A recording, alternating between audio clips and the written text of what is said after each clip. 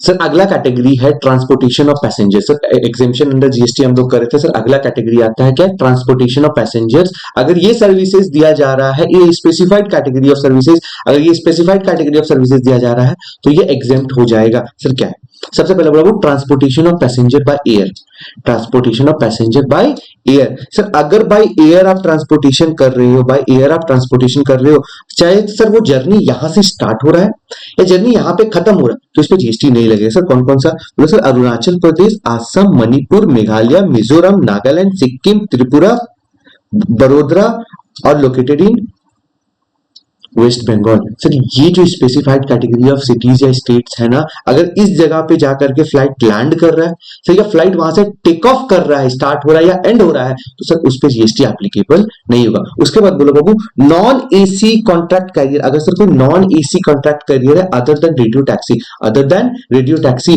तो सर उस पर भी जीएसटी एग्जेम्प्ट हो जाएगा, लेकिन सर वो टूरिज्म के लिए नहीं होना चाहिए। सर वो टूरिज्म के लिए नहीं होना चाहिए, एक्सक्लूडिंग टूरिज्म के लिए होना चाहिए। लेकिन सर इसी चीज को हम लोग ई कॉमर्स ऑपरेटर के थ्रू करते हैं, सर इसी को अगर हम लोग ई कॉमर्स ऑपरेटर के थ्रू करते हैं तो सर उस पर जीएसटी एप्लीकेबल हो जाएगा। उसके बाद बाबू बोला transportation of passenger bye rail, transportation of passenger bye rail, तो सर रेल में अगर आप ट्रेवल कर रहे हो तो जीएसटी नहीं लगेगा। लेकिन सर अगर आप फर्स्ट क्लास या एसी कोच में ट्रैवल कर रहे हो, सर अगर आप फर्स्ट क्लास या एसी कोच में ट्रैवल कर रहे हो तो सर फिर जीएसटी लग जाएगा, उस पर जीएसटी लग जाएगा। उसके बाद बोलो मेट्रो, मोनोरेल या ट्रैम्पवे, सर अगर आप इस पे ट्रैवल कर रहे हो तो जीएसटी नहीं लगेगा। उसके बाद बोला इनलैंड वाटरवेज हो गया या public transport in vehicles between places in India. बाबू मुंबई में अभी भी बहुत ऐसा जगह है जहां से सर हम लोग व्हीकल्स यूज कर सकते हैं, सर नाउ यूज करते हैं, तो उस पर जीएसटी नहीं लगेगा। लेकिन सर वो प्री डिटरमाइंड है या प्रीडोमिनेंटली है सर टूरिज्म पर्पस के लिए, किस पर्पस के लिए, टूरिज्म पर्पस के लिए, तो सर उस पर क्या लग जाएगा, जीएसटी लग जाएगा, जीएसटी का एग्जेम्पशन नहीं होगा। बाबू यहाँ पे वही चीज बोला गया। ये सर ये नोट में क्या बोल रहा है, सर ये नोट में क्या बोल रहा है, सर एक शिप था सर, एक जगह से दूसरी जगह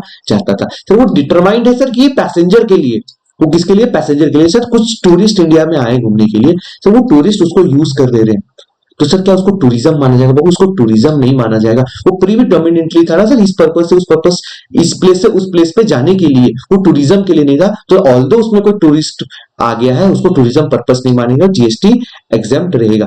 सर वाइसे वर्सा, सर अगर कोई एक ऐसा शिप था सर जो टूरिज्म पर्पस के लिए, मगर सर हमको वहां पे जाना है और कोई शिप अवेलेबल नहीं है, यही शिप अवेलेबल है जो टूरिज्म के लिए, सर मैंने ज्वाइन कर लिया, मैं टूरिज्म के लिए नहीं, मुझे वहां से एक जगह से दूसरी जगह जाना था, लेकिन वो टूरिज्म शिप था, तो सर क्या हमको एग्जेम्पशन मिल जाएगा, क्योंकि सर हम ट्रांसपोर्ट के लिए यूज कर रहे हैं, टूरिज्म के लिए यूज नहीं कर रहे, क्या एग्जेम्पशन बोला नहीं, क्योंकि ये जो शिप है ना, ये जो वेसल है वो प्री डिटरमाइंड था, प्री डोमिनेंट था बाबू, किस पर्पस के लिए, टूरिज्म के लिए। सर यही दो नोट, ये दो नोट में लिखा हुआ है।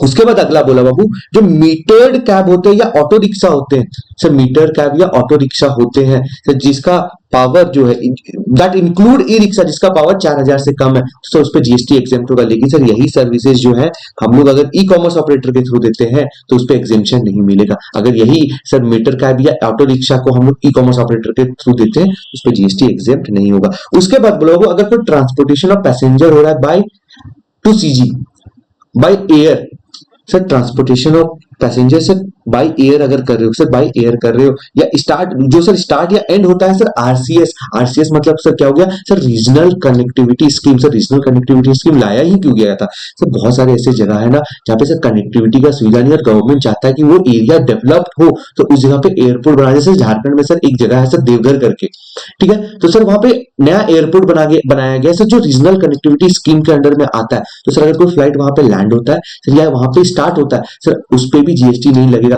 लेकिन सर ये जो पीरियड होता है सर क्या हमेशा जिंदगी भर के लिए उस एयरपोर्ट के लिए होगा, नहीं बाबू, जब भी वो स्टार्ट होता है ना वहां से 3 साल के लिए होता है, जैसे 3 साल एक्सपायर होगा ये एग्जेम्पशन जो यहाँ पे मिल रहा है उस एयरपोर्ट को ये एग्जेम्पशन नहीं मिलेगा।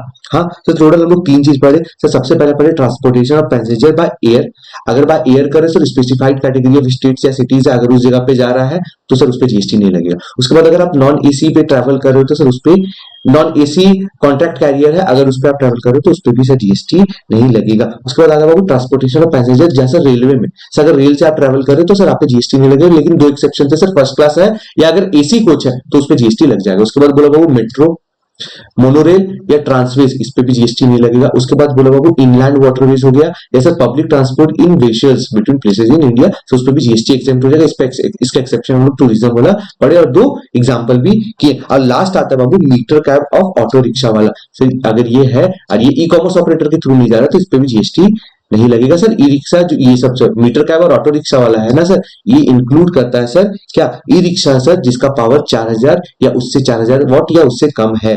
उसके बाद अगला आ गया सर रीजनल कनेक्टिविटी स्कीम का। सर बाय एयर कोई ऐसा एयरपोर्ट में जा रहे हो सर जो आरसीएम रीजनल कनेक्टिविटी स्कीम के अंडर में कवर है तो उस पर भी जीएसटी नहीं लगेगा सर। रीजनल कनेक्टिविटी स्कीम का sir MCQ point of view से बाबू कितने साल का वैलिडिटी होता है सर? 3 साल का वैलिडिटी होता है। सर कितने साल का वैलिडिटी होता है सर? 3 इयर्स का वैलिडिटी। जैसे 3 साल खत्म होगा सर ये जो ऑप्शन ये एग्जेम्पशन जो मिला था वो विड्रॉ कर लिया जाएगा।